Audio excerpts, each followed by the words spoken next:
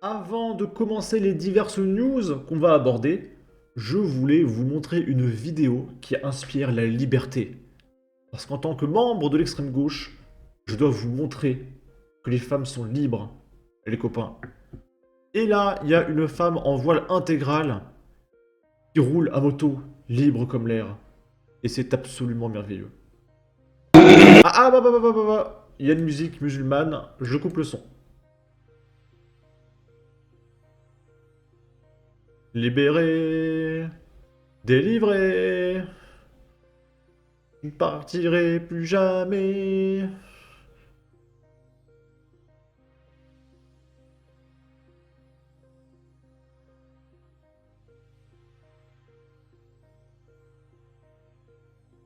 Elle est magnifique.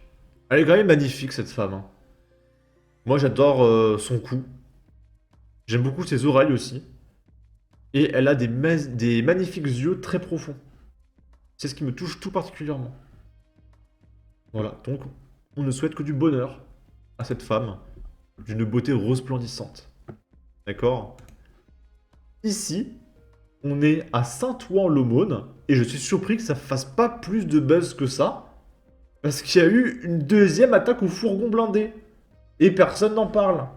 Comme à Incarville, vous vous en souvenez avec Mohamed Amra? Mais il y en a eu une deuxième en fait. Un fourgon transportant des biens de valeur attaqué par un commando armé. Les auteurs, repartis les mains vides, ont tiré à plusieurs reprises. Et je pense que si personne n'en parle, c'est qu'il n'y a pas de vidéo. Parce qu'à Incarville, on voyait tout. Et je pense que c'est ça qui a choqué les gens et du coup, les médias ont relayé, etc. Alors que là, c'est juste un article avec du texte. Ouais, une attaque au fourgon, ouais. Mais il y aurait les images, ce serait tout aussi choquant. D'accord? Tentative de vol à main armée ce lundi matin à Saint-Ouen-l'Aumône, dans le Val d'Oise. Plusieurs malfaiteurs ont attaqué un fourgon de la société Thémis, transportant des biens de valeur. Ils ont pris la fuite après avoir tiré plusieurs coups de feu. Les faits se sont déroulés vers 9 h dans le quartier d'Épluche, non loin de la N184. Au moins 3 hommes armés et habillés d'une combinaison ont stoppé un fourgon blindé transportant des biens de valeur en lui barrant la route avec leur voiture. Plusieurs coups de feu ont été tirés par les malfaiteurs, mais le conducteur du fourgon serait parvenu à se dégager et à prendre la fuite. Il n'y aurait aucun blessé. C'est peut-être pour ça qu'on n'en parle pas aussi, il n'y a pas eu de mort. Le mec, il a réussi à survivre. Mais c'est fou, imaginez que là, il y a des attaques de fourgons et les gens s'en battent les couilles, hein. On en est là. C'est-à-dire qu'à chaque fois, pour choquer les gens, il faut un truc plus grave. Parce que maintenant, quand il y a quelqu'un qui meurt, tout le monde s'en fout. Là, si vous regardez, j'ai ma playlist, la liste des victimes en France. La dernière fois que les gens ont été choqués, c'était avec Matisse, je crois. Mais depuis Matisse, il y en a eu plein, hein. Matisse, il est où? Matisse. Il y en a eu tant que ça. Il y en a eu beaucoup, il y en a eu beaucoup. Il est là, Matisse. Il est là, Matisse. Depuis Matisse, il y a eu Benoît, Monique, Martin, Mindy, Grégory, Fred. Là, 4 meurtres dont on ne connaît pas le nom des victimes. Noah, Georges, Olivier, Arnaud, Fabrice, Paul, Muriel, Nicolas, Fata, Jérémy et 6 autres dont on n'a pas les noms. 4 dont on n'a pas les noms. Boukari, Renaud, Ayoub, Ahmed, Philippe, Raphaël. Oui, encore un Philippe, hein, si vous ne saviez pas. Et les gens s'en foutent en fait parce que c'est trop courant, c'est trop récurrent. Et là, les gens sont habitués aux attaques à fourgon. Maintenant, c'est des faits divers, les attaques au fourgon blindé, avec des armes de guerre. Donc c'est quoi la prochaine étape pour que les gens soient choqués? Est-ce que c'est un mec qui vient avec un pont dans une maternelle et puis il flingue des bébés, c'est ça la prochaine étape? Et peut-être que si ça arrive 2, 3, 4 fois, les gens seront habitués. Et diront, oh, encore une attaque dans une maternelle. Et du coup, il faudra passer à l'étape du dessus. J'ai pas envie de savoir c'est quoi l'étape du dessus, hein. Mais ça commence à être très compliqué. Les gens se sont trop habitués à la sécurité. Free Gaza, une stèle du général de Gaulle rendant aussi hommage à un soldat français dégradé à Juvisy-sur-Orge dans le 9-1 au nom de la Palestine. Parce qu'évidemment, c'est un peu en quelque sorte à cause du général de Gaulle. Il y a la guerre en Palestine. Et du coup, l'article est particulièrement vide. Du coup, on va passer au suivant. On est à Fontainebleau, dans le 77, et il y a Éric Zemmour qui s'est fait agresser par un délinquant connu de la police, qui s'appelle Slimane, et il y a 2 policiers qui ont été blessés. Alors, si le mec a réussi à exploser 2 flics qui se sont sacrifiés pour Éric Zemmour, mais imaginez si le mec avait atteint Éric Zemmour. Hein. Il est passé à 2 doigts de la mort. Et pareil, personne n'en parle. Hein. Alors qu'il y a juste un candidat aux élections présidentielles qui a failli mourir. Fait divers. C'est dingue. L'agresseur se nomme Slimane G, 53 ans, et SDF. Il est connu des services de police, évidemment, pour des problèmes psychiatriques, évidemment, et fiché S, évidemment, la totale. Il a été placé en garde à vue pour violence sur une personne dépositaire de l'autorité publique. Mais son état a été jugé incompatible avec la garde à vue et il a finalement été hospitalisé. Cette tentative d'agression contre Éric Zemmour est inquiétante. Qui plus est, quelques jours après l'agression djihadiste perpétrée contre un militant anti-islam en Allemagne. Slimane G a aussi blessé des policiers qui l'interpellaient. Nous saluons nos forces de l'ordre, a réagi l'entourage d'Éric Zemmour.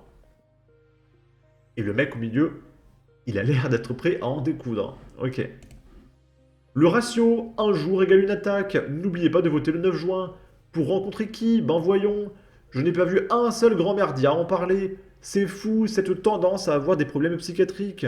Nous aussi, on va se mettre à avoir des épisodes psychiatriques. Ici, on est à Bordeaux. Et il y a eu la traditionnelle technique de la cigarette. T'as une cigarette? Non. Du coup, je peux te poignarder. Et du coup, le mec a poignardé un homme de 50 ans devant son fils parce qu'il ne lui a pas donné de cigarette. C'est un peu comme... c'était Enzo, je crois, le coup de la cigarette. Un Bordelais de 50 ans marchait dans la rue avec son fils ce samedi 1er juin vers 6h45 quand il a croisé cour Portal 2 individus qui lui ont demandé une cigarette.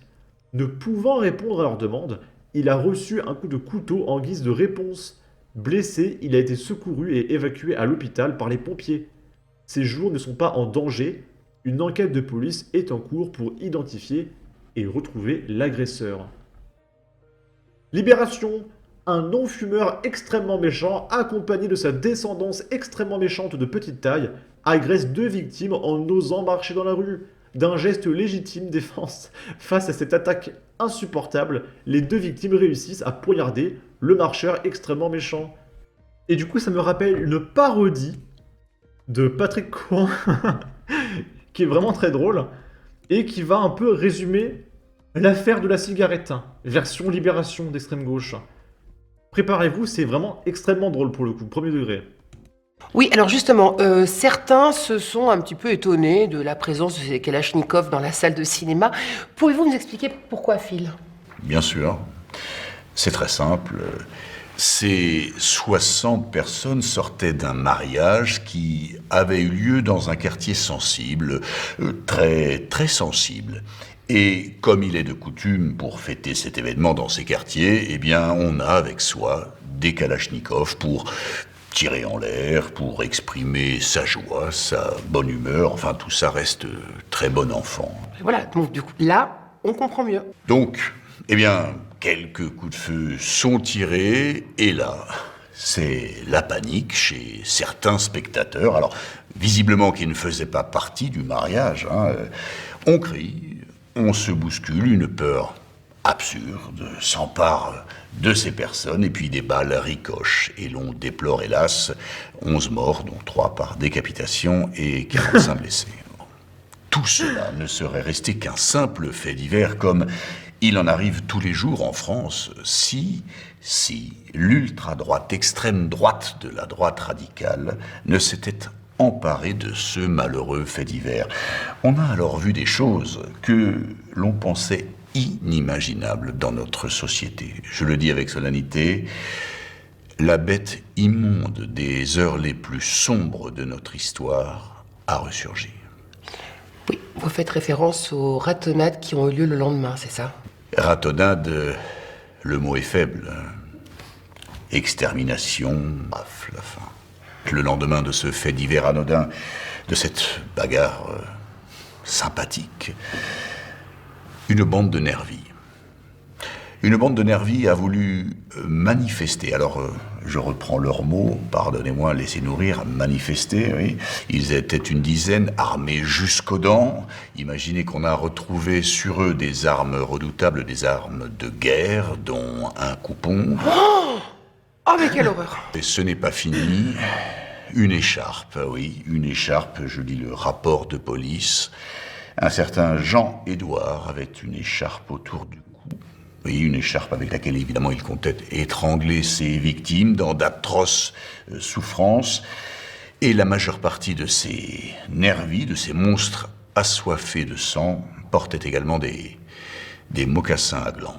Alors, oui, glands qu'il comptait utiliser, on s'en doute, comme projectiles. Pardon, mais on a lu des commentaires disant que non, il n'avait aucunement l'intention de tuer. Est-ce que tout ça est bien vrai? Laissez-moi rire. Je lis encore une fois le rapport de police. Un certain Kevin tenait dans sa main un sac en plastique. Voilà. Et c'est écrit noir sur blanc sur le sac.